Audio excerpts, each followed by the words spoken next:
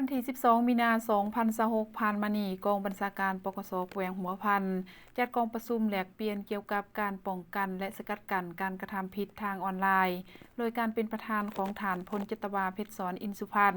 หัวหน้ากองบัญชาการปกส.แขวงหัวพัน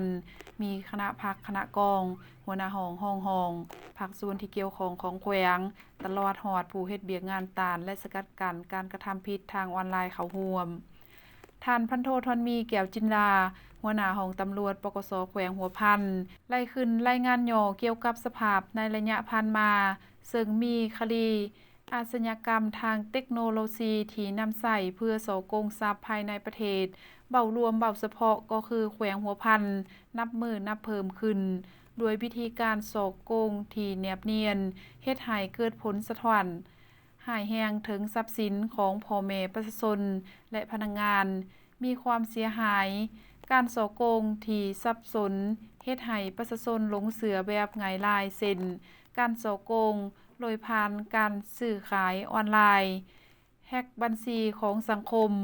มอบของขวัญทางออนไลน์และอื่นๆยังมีการโกงรูปแบบที่ทันสมัยหลายขึ้นการจัดวางการ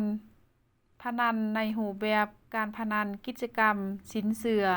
ปล่อยเงินกู้ในอัตราดอกเบี้ยสูงผ่านเว็บไซต์อิเล็กทรอนิกส์เพื่อกู้ยืมเงิน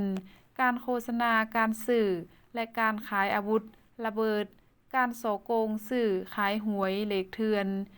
เจ้าหน้าที่แผนกตำรวจป้องกันเศรษฐกิจของตำรวจปกส.แขวงหัวพัน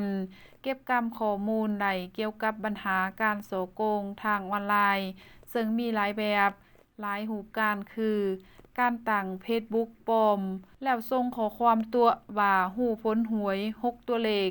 จากนั้นให้ผู้เสียหายลงทะเบียนเสียเงินค่าธรรมเนียมหลังจากนั้นก็ปิดเฟซบุ๊กและบ่สามารถติดต่อได้ส่งลิงก์ธนาคารโดยการเอาโลโก้ของธนาคารใส่เป็นรูปโปรไฟล์แล้วส่งข้อความผ่านบอทแอปหาผู้เสียหายถ้าหากผู้หลงเชื่อก็จะส่งข้อมูลให้กับผู้กระทำผิดเป็นต้นแม่นข้อมูลส่วนตัวเช่นบัตรประจำตัวเลขบัญชีหรือรหัสบัญชีหลังจากนั้นก็จะโอนเอาเงินอยู่ในบัญชีของผู้เสียหายโดยบ่รู้ตัวการสร้างเฟซบุ๊กปลอมชักชวนเฮ็ดให้ธุรกิจร่วมหรือตัวว่ามีเงินกู้ดอกเบี้ยต่ำโดยบ่มีหลักทรัพย์ค้ำประกันถ้าหากจะกู้ยืมแม่นจะให้จ่ายค่าดอกเบี้ยก่อนล่วงหน้า3 เดือนโดยการโอนเงินให้ก่อน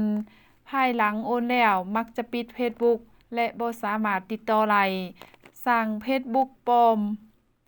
อ้างเป็นเจ้าหน้าที่ตำรวจทหารอยู่ต่างประเทศที่มีเงินหลาย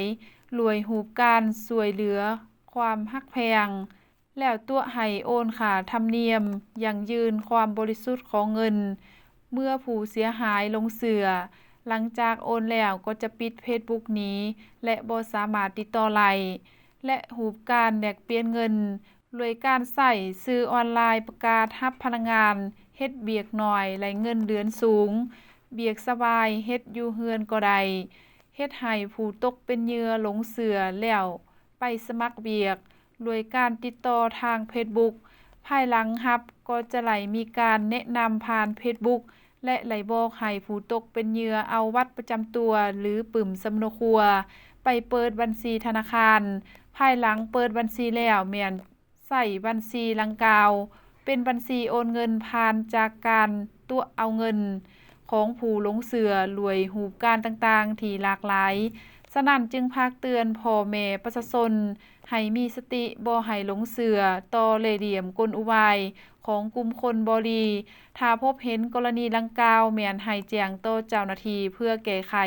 ทันกับเหตุการณ์